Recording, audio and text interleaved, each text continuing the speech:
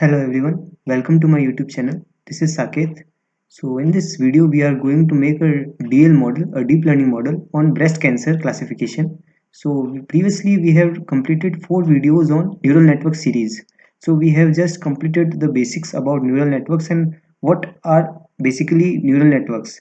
So using that basics we are now going to understand a project on deep learning, as deep learning is already based on neural networks, so it will be very easy for us to understand it. So let's begin with it. So I will highly recommend you to watch those 4 videos before watching this particular video. I will just provide the link of those particular videos in the description box. So let's begin. So first we are going to import all the required libraries for this particular project. So first of all we are importing numpy as np, then pandas as pd, and then matplotlib pyplot as plt. And then we are going to import the dataset which is required here. So we are importing dataset from sklearn. So we are also importing the train test split from the sklearn model selection. So we are going to do some kind of splitting in this particular project into train and test data. So let's move forward. So we are going to load the dataset from sklearn. So we are creating a variable here, breast cancer dataset, and we will just load breast cancer dataset into this particular variable. So after this we are just going to print our dataset. So let's see what kind of dataset it looks like.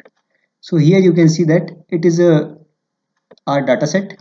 So we cannot really understand what basically this dataset is all about. So we have to just convert this dataset into a data frame to get a better understanding of this particular dataset.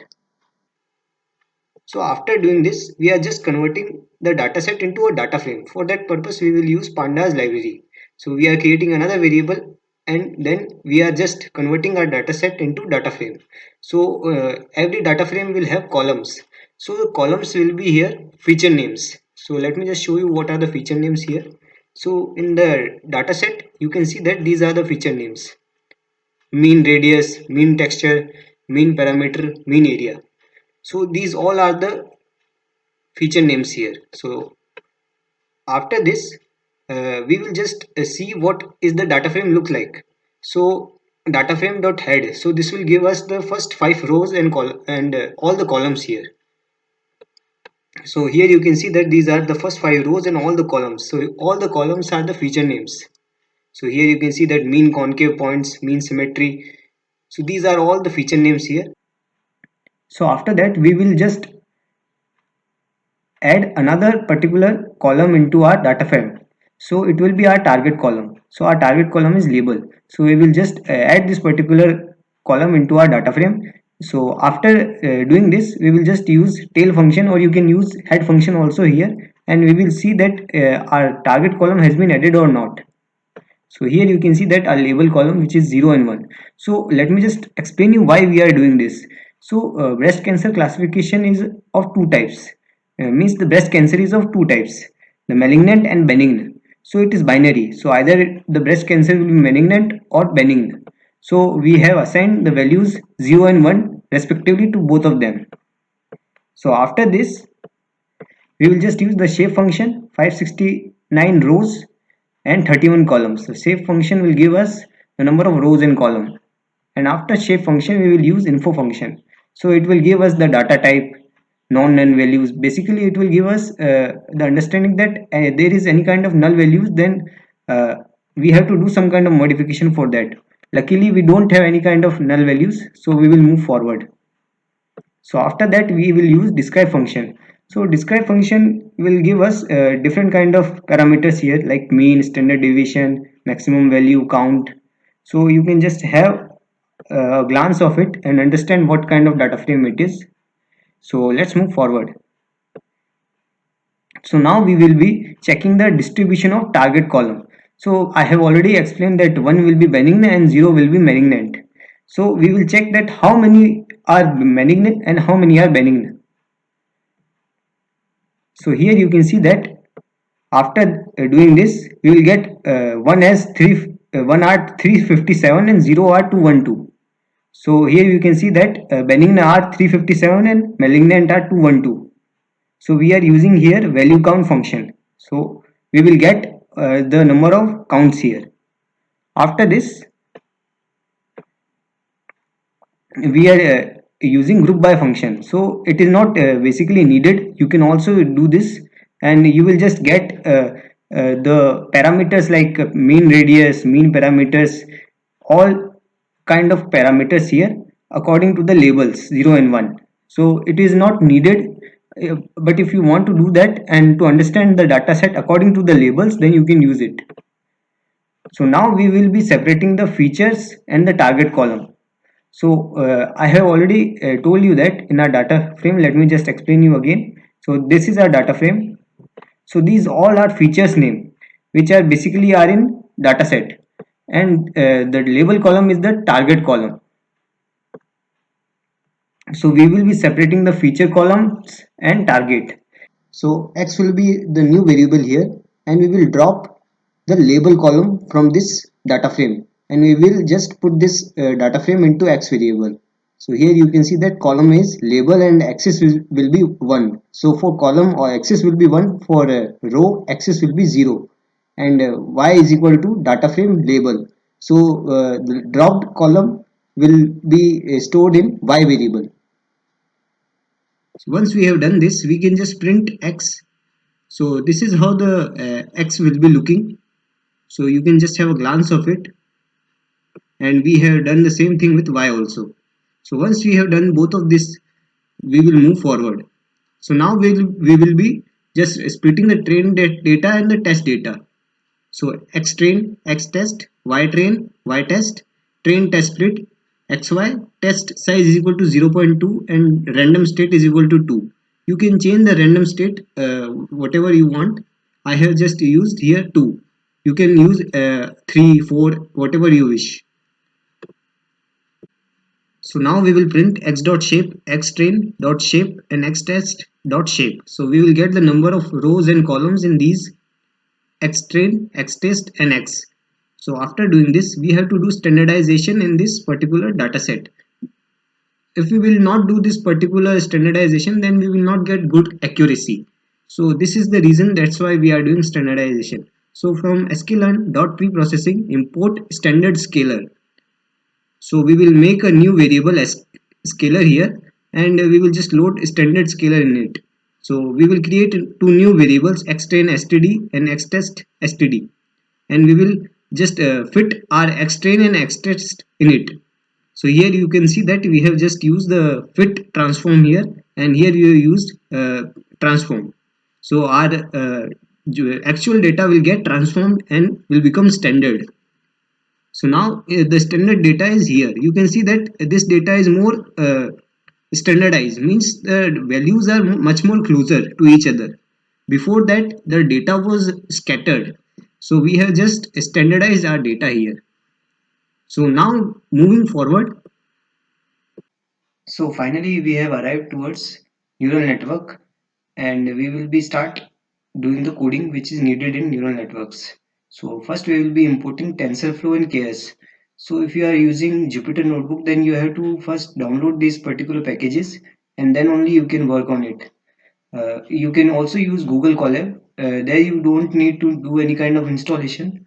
You can easily do there without any kind of installation. So let's move forward. So let me just explain you this codes through some theory. So let's begin with it. So first of all, here you can see that we have imported TensorFlow as TF, and then tf.random.set seed colon 3. So let me just explain this code. So TensorFlow and Keras are deep learning libraries developed by Google.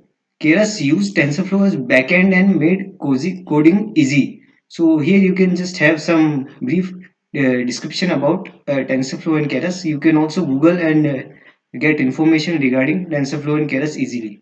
So this particular code random.set.seed, this is a random way of generating values in TensorFlow.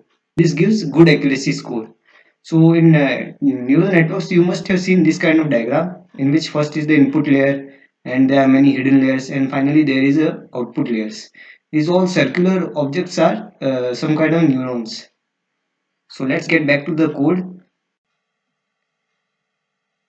So now we will be setting up the layers of the neural networks. So model is equal to keras dot sequential, and here you can see that we have further created a list, and in the list there is some kind of code. So let me just explain this code. So first of all, keras dot layer dot flatten. So this is the first layer we are creating here. So this is the input layer. So let me just explain you. Flatten means converting layer into one dimensional array. So we are converting our layer into one dimensional array. So the first layer will be flattened and the second layer will be dense. So dense means the neurons present in the hidden layer gets input from all the neurons present in the input or first layer. So consider that only one, let me just use my pen here. So consider that only this hidden layer is present and the two hidden layers which are mentioned here are not. So what dense means that neurons present in the hidden layer get inputs from all the neurons present in the input of first layer. So neurons present in hidden layer will get all the values from inputs from input layers. So now you can easily understand what dense is. So we have just used this code in the hidden layer, and same code we have used in the last layer also. So the last layer will get all the inputs from hidden layer. So now you can easily understand this. So let's go back to the code.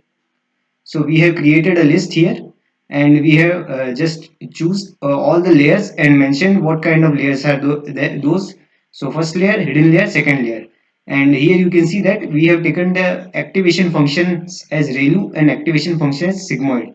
So if you have watched my previous 3 videos on basics of neural networks, then you must be knowing some information about activation functions. So let's move forward now. So now we will be compiling the neural network. So we will just compile our neural network. So model.compile optimizer is equal to Adam. Loss is equal to sparse categorical entropy, and matrix is equal to accuracy. So if you want to know much about this code here, then you can just Google optimizer is equal to Adam. We are choosing the optimizer as Adam. So you can get some information regarding it on Google, and we are using the loss function as sparse categorical entropy. So you can also get information regarding this also. So once we have done compiling, then we will do training of our model here. So we will just write the code here. History is equal to model.fit. We are just fitting our model. X train, std, y train. So we have already standardized our data. So you should use that data only. Otherwise, you will not get good accuracy. And validation speed will be 0.1 and epochs will be 10. So here you can see that this is the values we are getting here. So here you can see that value loss is very less and value accuracy is good. If you choose a normal X train, then you will not get good accuracy. You can just try it out. And once we have just done this also, we will move towards visualization. So it's your choice. You want to do visualization or not? You can skip this part. But if you want to do this part also, then you can just stick to the video and continue watching it. So plt.plot history.history, we have taken here variable history. You can see here. So we have to take this. So we are just plotting accuracy, value accuracy, and we have given title, X label, Y label. If you know about the matplotlib library, then you can easily understand this code. And here we have just taken the legend, and here you can see that this is the graph we are getting. So this is the model accuracy, this is accuracy. So now you can easily understand the visualization of this model. And similarly, we have just plot about loss and value loss also. And we have just got the visualization of model loss and loss also. So this is the visualization of our loss and model loss. So this is the conclusion of our video. Now you can easily make a deep learning project based on breast cancer, and you can just get all the required values here. And I hope that you must have got some kind of information from this video. Thank you very much for watching this video. If you are new to our channel, then please subscribe it and also like it. You can also press the bell icon to get all the information regarding new videos. So stay tuned, guys.